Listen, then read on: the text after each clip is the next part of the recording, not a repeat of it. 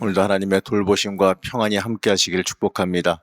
오늘 보신 하나님의 말씀은 스바냐서 2장 3절 말씀입니다. 여호와의 규례를 지키는 세상의 모든 겸손한 자들아, 너희는 여호와를 찾으며 공의와 겸손을 구하라. 너희가 혹시 여호와의 분노의 날에 숨김을 얻으리라. 아멘. 하나님의 은혜와 평강이 함께 하시기를 축복합니다. 이 물질 만능주의 시대를 살아가는 사람들은 이 돈으로 모든 문제를 해결할 수 있다고 믿는 사람들이 꽤 있습니다. 실제로 사건, 사고를 보다 보면 말이죠. 이러한 생각을 가진 사람들이 심심치 않게 있는 것을 보게 돼요. 하지만 여호와의 분노의 날에는 어느 누구도요, 은과 금으로 이 자신의 생명을 이 심판의 불에서 구할 수가 없습니다. 이 세상 문제는 돈으로 해결할지 모르겠지만 하나님의 진노는 그런 것으로 해결할 수가 없어요. 자, 1장 17절에서 18절 말씀은 하나님의 진노 앞에서 우리가 어떻게 될 것인지를 명확하게 말하는데 좀 더 보기 쉽게 세번역으로 준비했습니다. 함께 보시겠습니다. 내가 사람들을 괴롭힐 것이니 그들은 눈먼 사람처럼 더듬거릴 것이다. 이것은 그들이 나 주에게 죄를 지은 탓이다.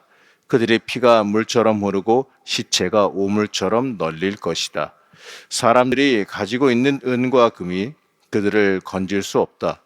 주님께서 분노하시는 날 주님의 불같은 질투가 온 땅을 활활 태울 것이다. 땅에 사는 모든 사람을 눈 깜짝할 사이에 없애실 것이다. 저희 하나님의 진노 앞에, 하나님의 진노하심 앞에 이 처참하게 인생을 마감하게 된다, 이런 뜻입니다.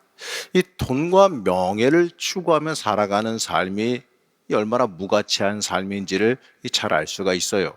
그것이 바로 그 인생의 본질이 아니라는 겁니다. 자, 스바냐는 이러니 하나님의 진노에서 살아날 방법을 제시해 주는데 바로 그리스도의 이름과 그의 말씀 앞에 순종해야 된다. 그래야 산다라고 선포하고 있어요. 자, 이 3절 말씀 함께 보시겠습니다. 세 번역으로 함께 보시겠습니다. 주님의 명령을 따르면서 살아가는 이 땅의 모든 겸손한 사람들아, 너희는 주님을 찾아라. 올바로 살도록 힘쓰고 겸손하게 살도록 애써라. 주님께서 진노하시는 날에 행여 화를 피할 수 있을지도 모른다. 아멘. 이 주의 명령을 따르며 살아가는 겸손한 사람들아. 이 맞습니다. 이 주의 명령을 따르며 살아가는 사람이 겸손한 사람이에요. 이 하나님 앞에 나를 내려놓고 하나님의 명령을 따르는 사람이 겸손한 사람이에요. 이 말이 겸손한 사람이 아니라 하나님 앞에 내가 아무것도 아님을 철저히 고백하고 하나님의 지혜를 구하며 살아가는 사람이 겸손한 사람입니다. 이러한 사람이 진노의 날에도 살아남게 되어 있어요. 자, 우리는 주님을 찾을 줄 알아야 돼요. 이 주님의 뜻에 맞게 살기 위해 힘쓸 수 있어야 됩니다. 그 방법이 이 주의 날에 하나님의 진노를 피하는 방법이에요. 그 길이 하나님께서 원하시는 삶이라는 겁니다. 하나님 앞에 겸손하고 하나님을 찾고 살아가는 삶, 하나님의 뜻을 따르고 그의 길을 걸어가는 삶이 하나님께서 원하시는 삶이라는 겁니다. 바로 우리는 그러한 삶을 살기를 소망하며 살아갈 수 있어야 됩니다. 이제 스바냐 선지자는 이어서 열방에 대한 심판을 선포하는데 블레셋, 모압, 암몬, 구스, 아수르 이 주변 열강들에 대한 이 심판 선포가 이루어져요. 자, 이스라엘을 둘러싼 모든 열방들을 한마디 말로 멸망시키겠다는 말씀입니다. 그 이유가 뭐냐? 이스라엘이 타락하도록 하나님과 멀어지도록 너희들이 옆에서 돕고 만들었으니 그 대가를 치르라라는 것입니다. 그리고 이스라엘이 그렇게 의지하고 따랐던 그들이 하나님 앞에 철저히 멸망하는 것을 보게 하시기 위해서예요. 한마디로 이스라엘에게 너 어디 한번 잘 봐봐라 라는 의미입니다. 네가 그렇게 의지하고 높이던 그 나라들이 내 손 앞에 아무것도 아니게 무너져 내려간다는 것을 어디 한번 보고 깨달으라라는 겁니다. 그것을 보고 다시 한번 하나님 앞에 돌이키고 회개하라라는 의미예요.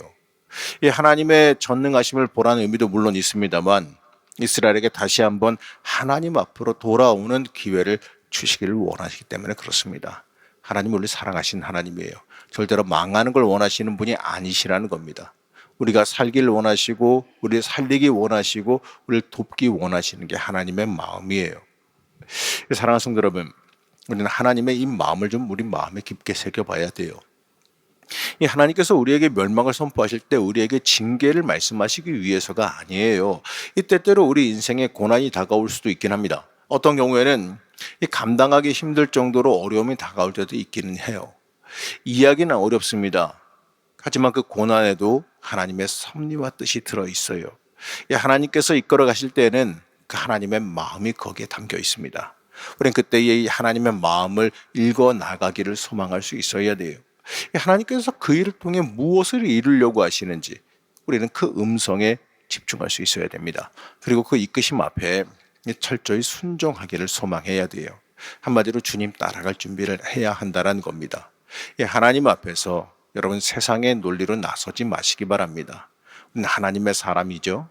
그렇기 때문에 우리가 생각하고 취해야 되는 방법은 세상 사람과는 다른 방법을 취할 줄 알아야 됩니다. 이 세상 사람들은 물질을 위해서 이 땅의 유익을 위해서 살아갑니다.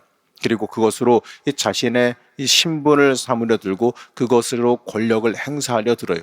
하지만 하나님의 사람은 그런 것에 연연하면 안 됩니다.